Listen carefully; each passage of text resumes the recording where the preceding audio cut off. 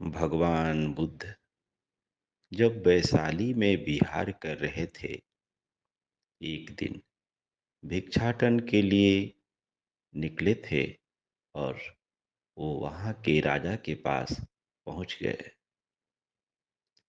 उन्होंने देखा राजा बड़े ही निराश बैठे हैं।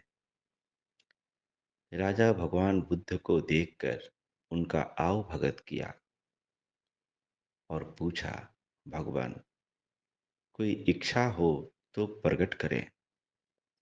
भगवान के चेहरे पर एक मुस्कान रहती थी। वह उस राजा को देखकर बोले कि राजन, मेरी तो कोई इच्छा नहीं है, लेकिन आप बड़े निराश बैठे हैं, इसका कारण? राजा ने कहा कि भगवान, मैं आम्रपाली को लेकर चिंतित हूँ।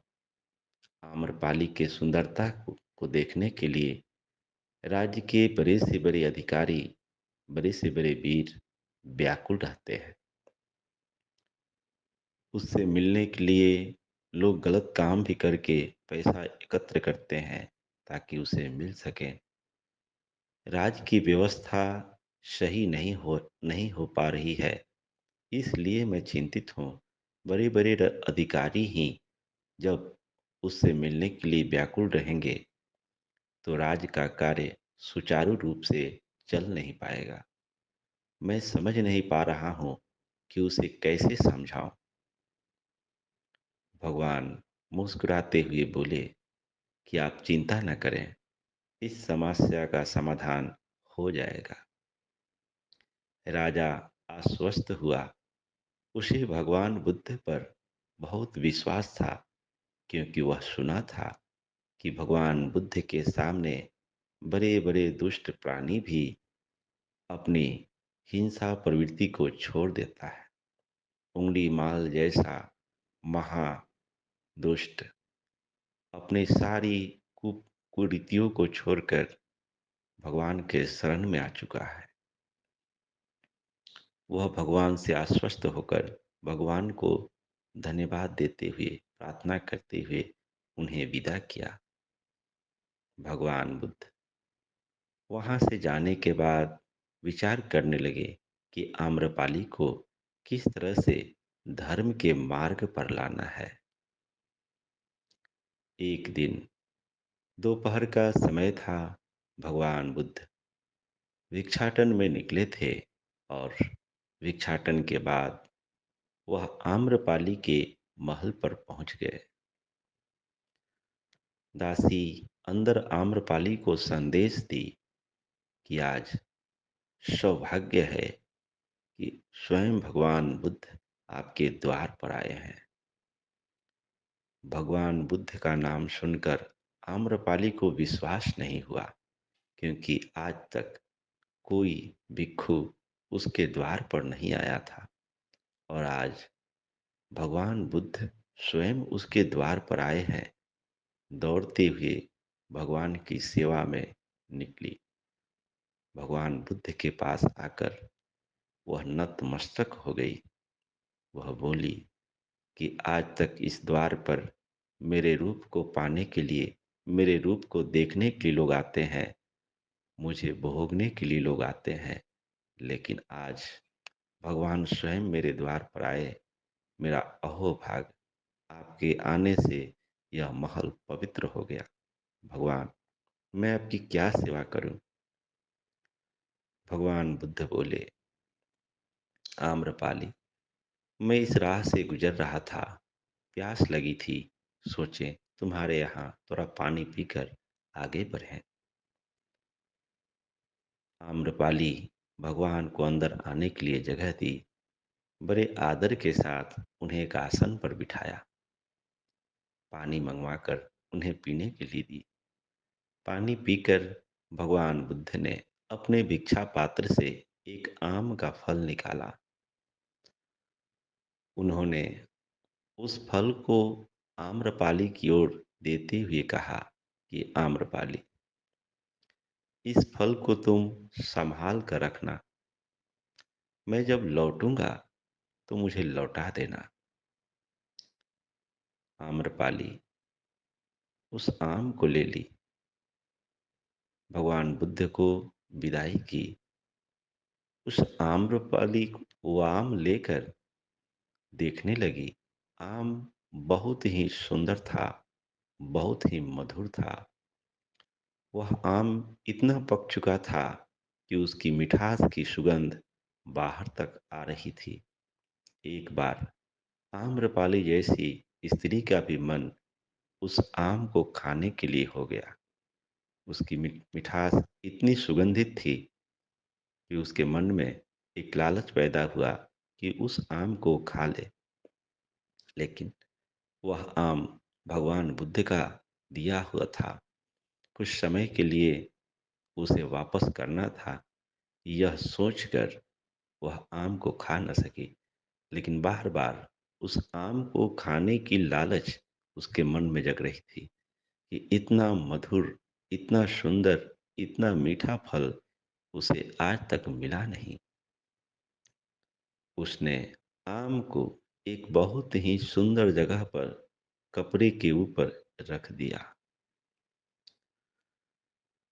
अब भगवान बुद्ध तो चले गए। 2 दिन बीत गया, 3 दिन बीत गया, 4 दिन बीत गया, वह लौटे नहीं। 8 दिन बीतने के बाद वह आम अब सड़ने लगा और सड़ कर उसकी रसें बाहर निकलने लगी।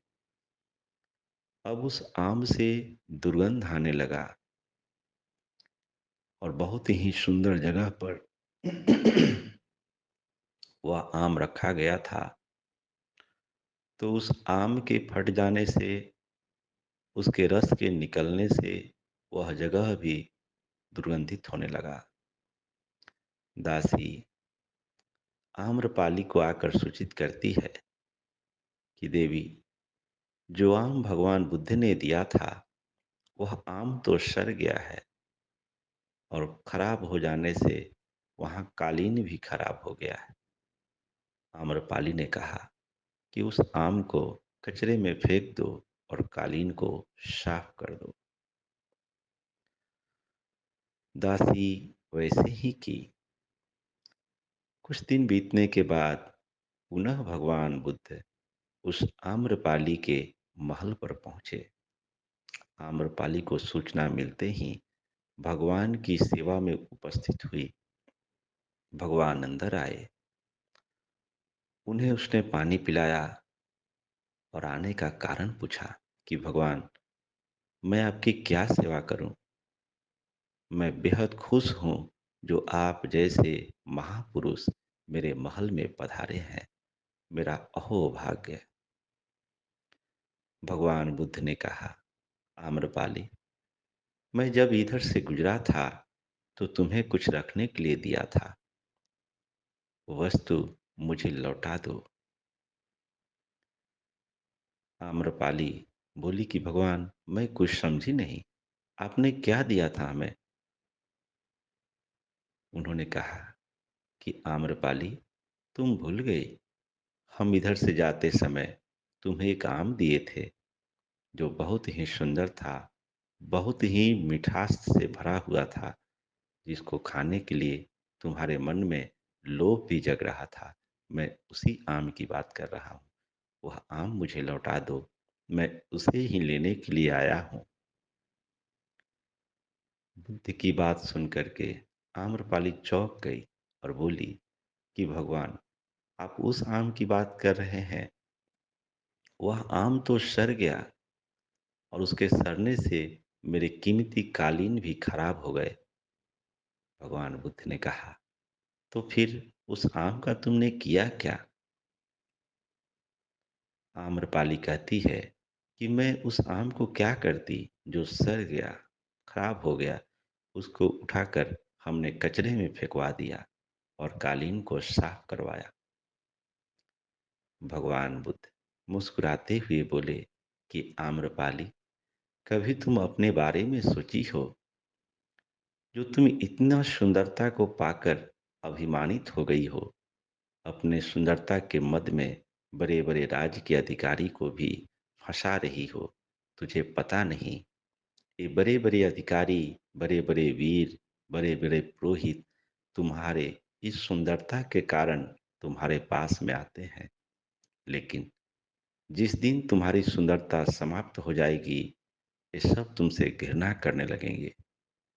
जिस तरह आम का सुंदरता समाप्त हो जाने के बाद तुमने उसे अपने घर में रखा नहीं, बल्कि उसको उठाकर कचरे के ढेर में फेंक दिया। इस समाज के लोग जो तुम्हें इतना प्यार करते हैं, जो तुमसे मिलने के लिए व्याकुल रहते हैं, वे एक दिन जब तुम्हारी जवानी समाप्त हो जाएगी, जब तुम कुरूप हो जाओगी, तो यह समाज के लोग तुम्हें भी वैसे ही कचरे समझकर समाज से बाहर फेंक देंगे और उन्हें तुम्हारे बारे में याद भी नहीं रहेगा। इस बात को सुनकर आम्रपाली भगवान बुद्ध के चरणों में गिरकर रोने लगी कि भगवान, इसमें मेरा कोई दोष नहीं। मुझे तो नगर बधू बनाया गया है। मैं जो कुछ भी कर रही हूँ, ये मेरी व्यवस्था है। भगवान बुद्ध ने कहा कि आम्रपाली, मैं उस बात को समझता हूँ, लेकिन इस कारण से तुम्हारे मन में अभिमान भी आ गया है और उसका तुम दुरुपयोग भी करती हो। जो हुआ उसे भूल जाओ और आगे स्वयं के बारे में जानने के लिए प्रयास करो। धर्म के मार्ग पर चलो। आम्रपाली को रोते देख भगवान पुनः कहते हैं कि आम्रपाली, जो बीत गया उसका पछतावा नहीं, क्योंकि बीते हुए क्षण को हम कुछ भी करके बदल नहीं सकते हैं। लेकिन मनुष्य वर्तमान का मालिक है। अगर तुम चाहो तो वर्तमान के क्षण में सजग होकर स्वयं को बदल सकती है। आम्रपाली भगवान बुद्ध की बातों को सुन बेहद खुश हुई और बोली, भगवान, आप निश्चिंत रहें, मुझे धर्म दीक्षा दीजिए। मैं भी ऊब चुकी हूँ इस सुंदरता के जंजालों से। मैं चाहती हूँ कि मेरे जीवन में शांति हो। संपदा तो बहुत है मेरे पास, एक से एक सुंदर महल मिले हैं मुझे, लेकिन मुझे सुख नहीं, मुझे शांति नहीं। मुझे शांति चाहिए भगवान। भगवान उसे धर्म दीक्षा दिए। आगे चलकर आम्रपाली अपने सर्वस्व को त्याग कर भिक्षुणी बनती है और वह अरहंत की अवस्था को प्राप्त करती है। मित्रों, मनुष्य के जीवन में अनेक ऐसी घटनाएं घटती है जिससे विवश होकर वह अनैतिक कार्यों में लग जाता है।